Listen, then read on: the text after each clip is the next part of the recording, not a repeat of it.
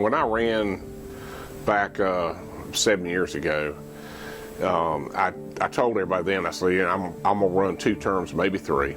And anyway, it's just gotten to the point where my kids, my family have kind of scattered a little bit, and I'd like a little more time to go see them and, spend a little more time with my family here and there. So I'll have 34 years in by the time that this term's done, and I just decided that,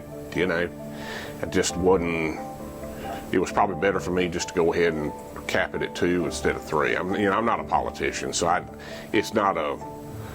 running for office was something I never probably envisioned myself doing. I've enjoyed it. It's been an honor to serve, as much as just a prosecutor for almost 25 years before I ran.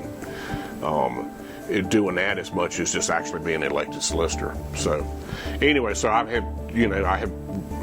I'm retiring and in the next end of this term, which will be January 25. When I got out of law school, I was leaning 2 different ways: as prosecution, or I went through a process with the FBI and stuff like that too. It's just that the prosecution part opened up before the other did. And so I ended up here in Anderson. I grew up in Greenville, but George Duckworth hired me back in '91, and I've been prosecuting, except for about a year in Greenville, in this circuit ever since. But ultimately, we are the prosecution for the state for almost at least the cases that carry 30 days or over 30 days. When I first came to work here, first week I spent was at the sheriff's office and riding around with some detectives. Later, many of which, one of them still our chief investigator here, one of the guys I rode with, Tim Jones, and they had maybe 7, 8 detectives back in those days. We had maybe 7 prosecutors at the time. Now they've got about 30, last 30 something, I think, detectives out there, or at least they have had at times. And we have maybe 10 or 11. And the caseload growth has been enormous. Our office has not been able to keep up with the numbers as far as when you're handling cases from not just the sheriff's office with 30 odd detectives out there, but you're talking about all the other departments too, and all the cases and the cases coming in. And I think we get usually over 5,000 a year just here in Anderson warrants, and another about 2,500 sometimes in Oconee every year, and they come rolling in year after year after year. And so it's a lot. We got people up here with caseloads of 400, 500, 600 cases, and that's not unusual. Most circuits do too.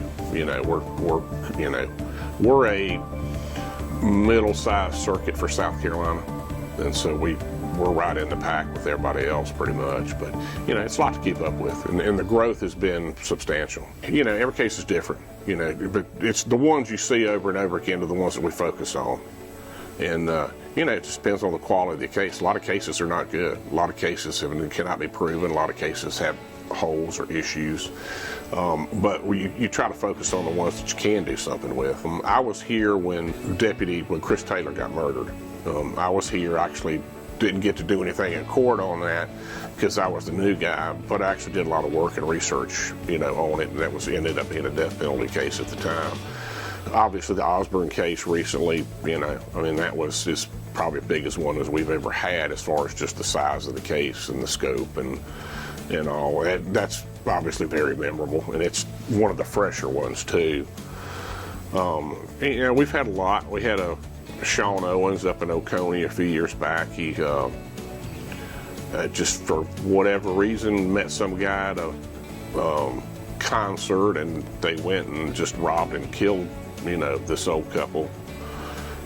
He was a death penalty case at the time until he actually ended up pleading to life. You also have hundreds of serious robberies and repeat burglars and stuff in there too. It's been a rewarding 30-something years now. Been an honor to serve and an honor to prosecute. We got a really good office. And there are a lot of really good solicitors' offices around the state. I think we're oftentimes attacked. We catch it from all sides. We catch it from from law enforcement, from victims, from the public, just a lot of, how come this case got pled this way, or how come this case got dismissed, or how come this case didn't go, how come you didn't get a conviction on that case? And there's a million different reasons and a million different things that can happen. Good prosecutors are hard to find. We've had a lot of good ones, got a lot of good ones in this office right now. We've had a lot of good ones all my career through here, a lot of good, hard-nosed prosecutors, and we've been fortunate. So I think our circuit's been fortunate. Circuit-wide, we have close to 50 employees in Solicitor's Office, so it's a pretty good size operation. Greenville is probably easily double that. It just depends on the size of the circuit. Since COVID, we've had a push from Columbia that to basically take control of who controls the docket away, and that was based on a case that was ruled on 10, 11 years ago. They call it the Langford case, but it was a case where they ruled that the control of the docket from the solicitor was unconstitutional. So explain to people what that means, what the docket means. Well, because we're responsible for prosecuting 100% of the cases that come in this office, which is most of them in the county. Like I said, we don't do all the stuff in summary court. There's a lot of smaller cases that happen, less than 30 days down there. But for anything other that comes up here, and like I say, it's 5,000 some just in Anderson County every year.